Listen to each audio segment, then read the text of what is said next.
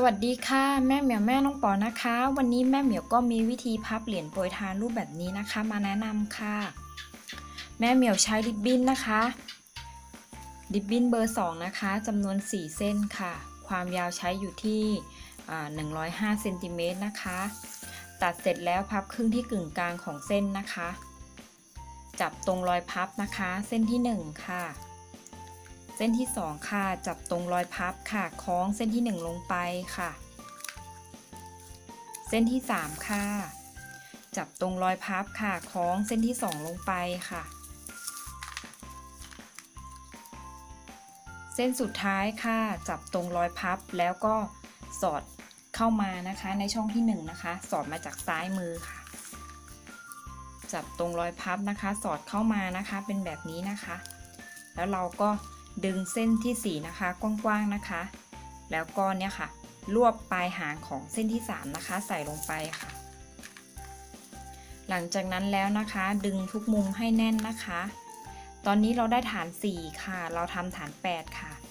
เส้นด้านบนนะคะพาดไปนะคะพาดเฉียงๆไปซ้ายมือค่ะเส้นด้านบนนะคะจากข้างบนค่ะพาดเฉียงลงมาซ้ายมือค่ะเส้นด้านบนนะคะจากซ้ายมือนะคะพาดเฉียงลงมาขวามือค่ะเส้นสุดท้ายค่ะเราจะสอดเข้าไปในช่องนี้นะคะนี่นะคะสอดเข้าไปแล้วนะคะก็จะทำการล็อกฐาน8ค่ะได้แบบนี้นะคะวางลงไปเลยนะคะแม่แมวเริ่มจากเส้นนี้นะคะเส้นที่1นะคะจับลักษณะแบบนี้นะคะเส้นที่2นะคะพาดทับเส้นที่1ลงไปค่ะเส้นที่3ค่ะพาดทับเส้นที่2ลงไปค่ะเส้นที่4นะคะพาดทับเส้นที่3ลงไปค่ะได้ลักษณะแบบนี้นะคะวางเส้นล่างสุดลงไปหยิบเส้นใหม่ขึ้นมาพาดทับไว้ด้านบนค่ะ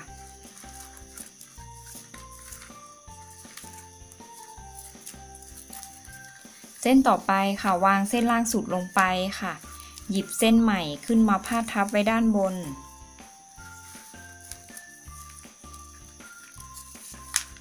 เส้นต่อไปนะคะวางเส้นล่างสุดลงไปค่ะหยิบเส้นใหม่นะคะคือเส้นนี้นะขึ้นมาพาดทับไว้ด้านบนค่ะเส้นต่อไปค่ะวางเส้นล่างสุดลงไปค่ะแล้วเราก็หยิบเส้นใหม่นะคะก็คือเส้นนี้นะคะขึ้นมาพาดทับไว้ด้านบนค่ะ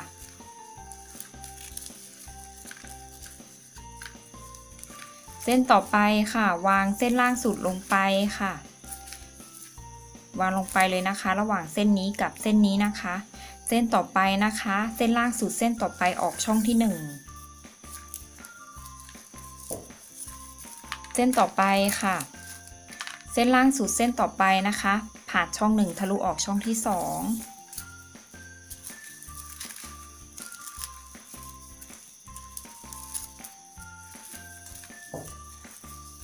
ผ่านช่อง1นะคะทะลุออกช่องที่2เส้นต่อไปค่ะผ่านช่อง1ทะลุออกช่อง2ทะลุออกช่องที่3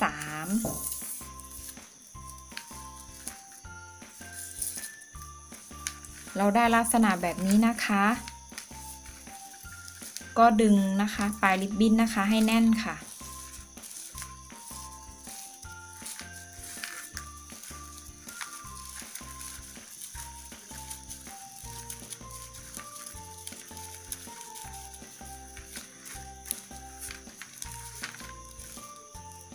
ก็จะได้ประมาณนี้นะคะพลิกกลับด้านนะคะ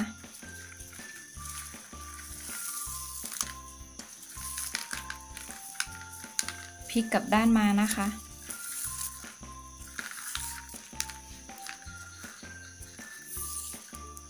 นี่นะคะแม่เหมียวเริ่มจากเส้นนี้นะคะแล้วก็นับ1 2 3นะคะนำเส้นนี้นะคะพาดลงหน้าช่องที่3นี่นะคะนี่นะปลายริบบิ้นนะคะล็อกไว้ด้านล่างนะคะเส้นต่อไปเส้นนี้ค่ะแล้วก็นับ1 2 3นะคะนำเส้นนี้นะคะพาดลงหน้าช่องที่3ค่ะ ปลายริบบิ้นล็อกไว้ด้วยกันนะคะเส้นต่อไปเส้นนี้ค่ะเราก็นับ1 2 3พาดลงหน้าช่องที่3ค่ะปลายริบบิ้นล็อกไว้ด้วยกันนะคะทำแบบนี้5เส้นค่ะเส้นต่อไปนะคะเส้นนี้ค่ะเราก็นับ1 2 3พาดลงหน้าช่องที่3ค่ะ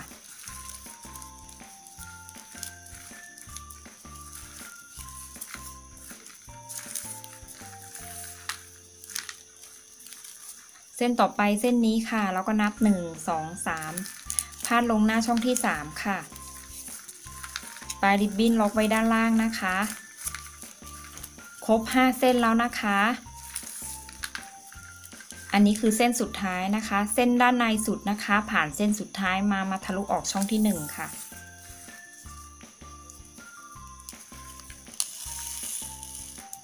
เส้นต่อไปนะคะผ่านเส้นสุดท้ายมาทะลุออกช่องที่1เราให้มาทะลุออกช่องที่2นะคะ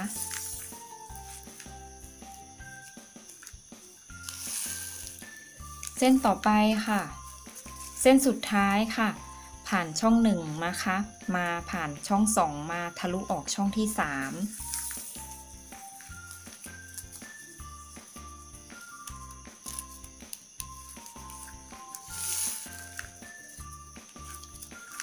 เราได้ลักษณะแบบนี้นะคะเราพลิกกลับด้านนะคะพอพลิกกลับด้านมาแล้วนะคะขั้นตอนนี้นะคะแม่เหมียวนะคะใส่เหรียญลงไปนะคะต่อไปนะคะเป็นการสอดเก็บตามลายเส้นนะคะอันนี้คือเส้นที่แม่เหมียวเริ่มนะคะสอดตรงนี้จะไปทะลุออกด้านหน้านะคะหรือว่าหน้าเส้นที่3นะคะเส้นที่1เส้นที่2เส้นที่3นะนี่นะคะเส้นต่อไปค่ะเส้นนี้นะคะทะลุออกด้านหน้าหรือว่าหน้าเส้นที่3นะคะ1 2 3นะ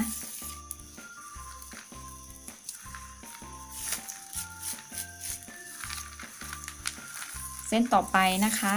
ผ่านตรงนี้นะคะไปทะลุออกด้านหน้านะคะหน้าเส้นที่3นะคะ1 2 3พอดีค่ะ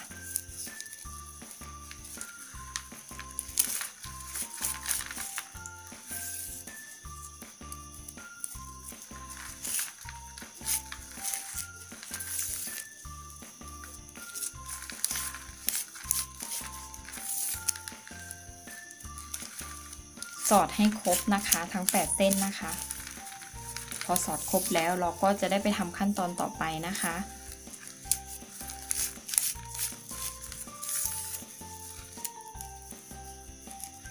เรียบร้อยแล้วค่ะ8เส้นสุดท้ายนะคะนี่เส้นสุดท้ายเรียบร้อยแล้วนะพลิกกลับด้านค่ะพอเราพลิกกลับด้านมาก็สอดเก็บตามลายเส้นแบบเมื่อกี้นะคะเส้นนี้นะคะสอดตรงนี้เราจะไปทะลุออกด้านหน้าหรือว่าหน้าเส้นที่3เหมือนเดิมนะคะเส้นที่1เส้นที่2เส้นที่3นะคะ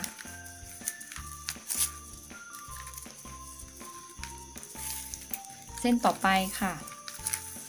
เส้นนี้นะคะไปทะลุออกด้านหน้านะคะหรือว่าหน้าเส้นที่3เหมือนเดิมนะคะเส้นที่1เส้นที่2เส้นที่3นะ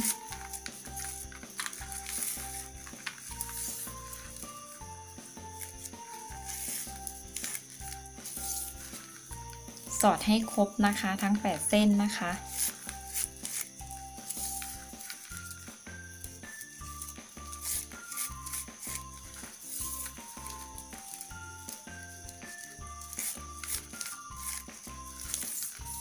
ถ้าคลิปนี้มีประโยชน์ก็อย่าลืมนะคะฝากกดไลค์กดแชร์กด Subscribe นะคะ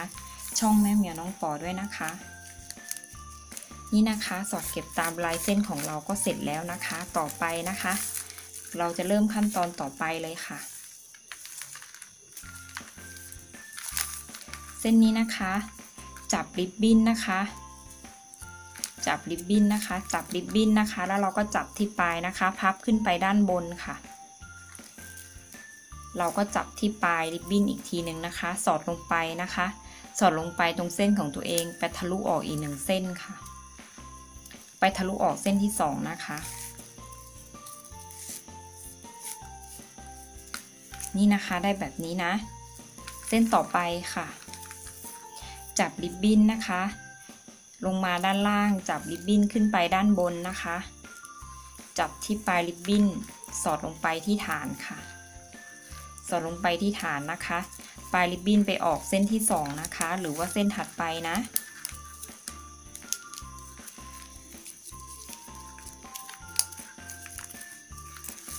เนี่ยค่ะก็จะได้ลักษณะแบบนี้นะคะเส้นต่อไปค่ะจับริบบิ้นนะคะจับริบบิ้นนะคะพับลงมาด้านล่างค่ะจับริบบิ้นพับขึ้นไปด้านบนนะคะจับปลายริบบิ้นสอดลงไปที่ฐานไปทะลุออกเส้นที่2ค่ะ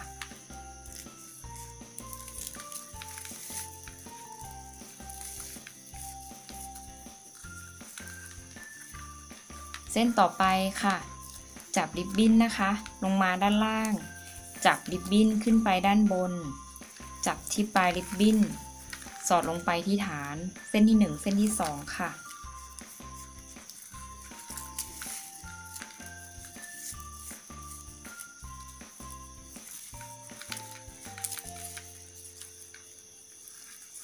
เส้นต่อไปค่ะจับริบบิ้นลงมาด้านล่างค่ะ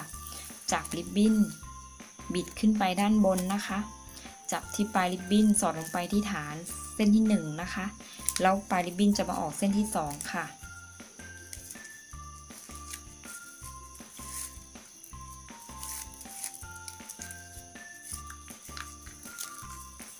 ทำแบบนี้นะคะให้ครบทั้ง8เส้นนะคะ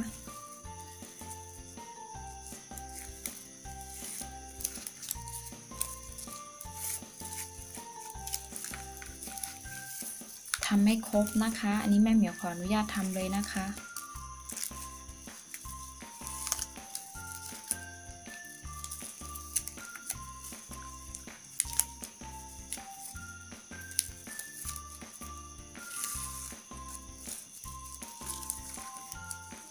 เส้นสุดท้ายค่ะ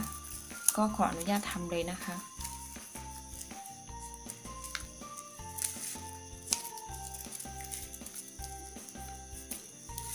เรียบร้อยแล้วค่ะเป็นแบบนี้นะคะเราก็ดึงให้กระชับค่ะ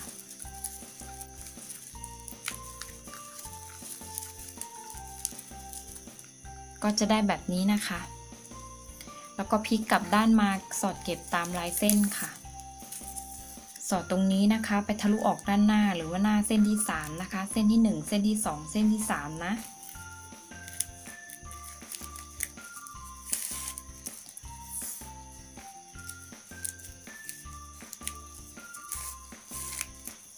สอดให้ครบทั้ง8เส้นนะคะ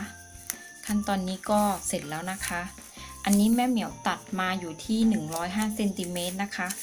เพื่อนๆอาจจะลดปริมาณของลดความยาวของริบบิ้นลงนะคะเหลือสัก98ก็ได้ค่ะนี่นะคะเราก็สอดให้ครบค่ะเสร็จแล้วก็ตัดปลายริบบิ้นทิ้งนะคะครบหรือยังเอ่ยครบแล้วตัดปลายริบบิ้นทิ้งเลยนะคะนี่นะคะแนบชิดอย่างนี้เลยนะ